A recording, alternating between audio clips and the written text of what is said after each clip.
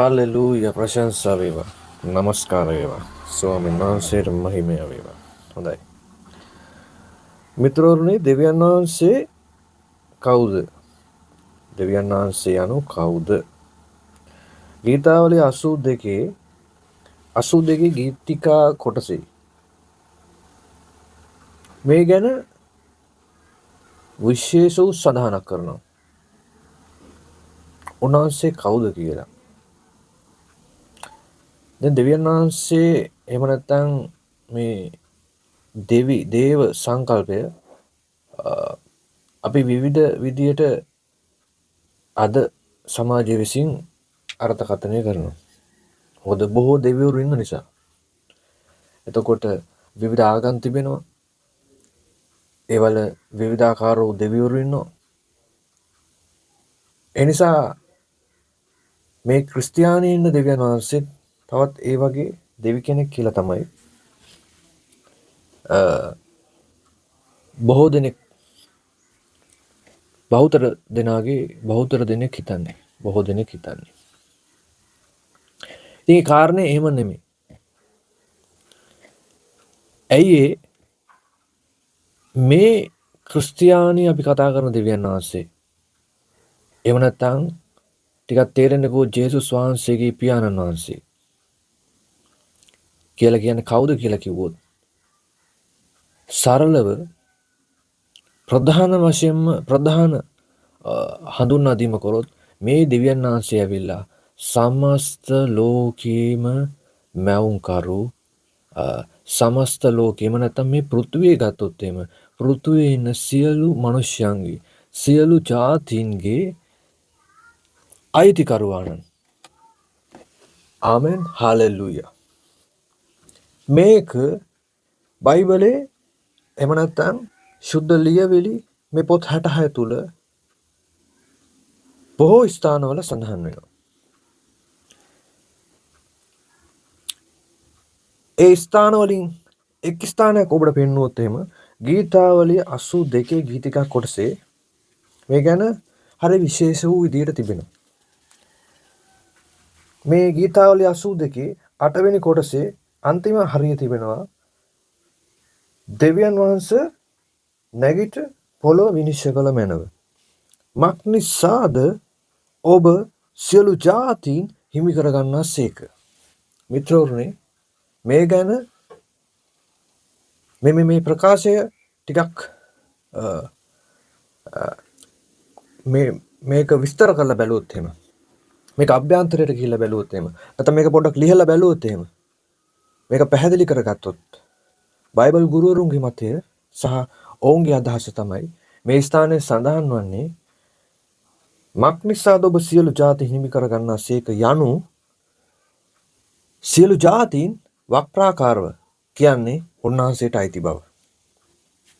සියලු ජාතීන් සියලු ආගම්වල ඉන්න මිනිසයන්.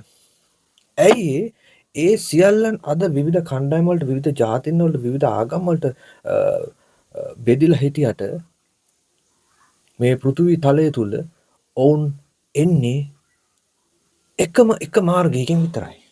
ඔවුන් සියල්ලම ඉන්නේ පිළිගත්තත් නැතත් එක් මාර්ගයකින් විතරයි. ආමෙන්. ඒ නිසා අනිත් දෙවිවරු තෙක්ක මේ දෙවියන් වහන්සේව දාන්න බෑ.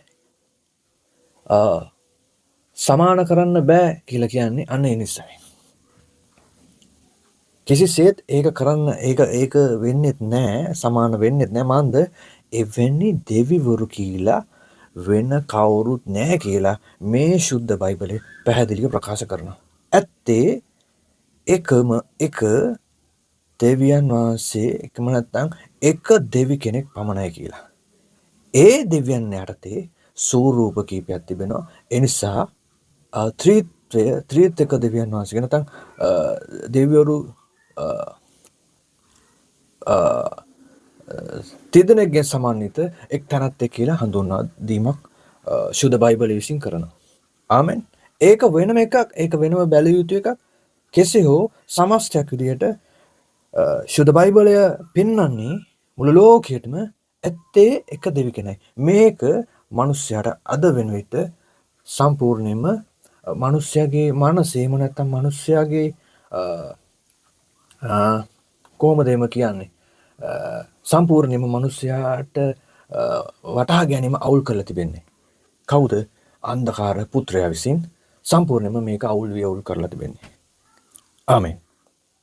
එනිසා දෙවියන් වහන්සේට හැමතිස්සෙම මම විශ්වාස කරනවා කිතුණු අපි හැමතිස්සෙම අන්න ජාතිකින්ට පෙන්වන්න ඕනේ මේ දෙවියන් වහන්සේ ඇවිල්ලා දෙවියන් වහන්සේ හඳුන්වා දෙද්දී අපි හැමතිස්සෙම පාවිච්චි කරන්න මම විශ්වාස කරනවා විශේෂ ආකාරයෙන් උන්වහන්සේ හඳුන්වා දෙන්න ඕනේ කියලා. කතා කරන්න ඕනේ කියලා. යාවේ දෙවියන් වහන්සේ. ආමෙන්. යාවේ දෙවියන් වහන්සේ. සේනාවල ස්වාමීන් වහන්සේ. මේ ආකාරයෙන්. එනිසා ඇයි එහෙම හඳුන්වා දෙන්න ඕනේ කියලා අපි වෙනම වෙලයක එක බැලිය යුතු දෙයක්.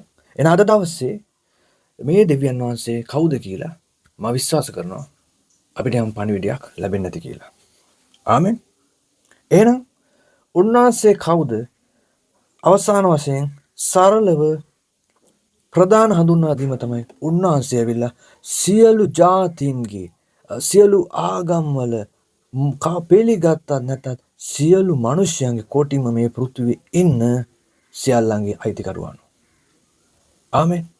ඒක ගීතාවලිය 82:8 පෙන්වන තවත් ප්‍රධාන ස්ථානයක්. ආමෙන්. ජේසුස් වහන්සේගේ නාමයෙන් ආශිර්වාද. ප්‍රශංසා වේවා.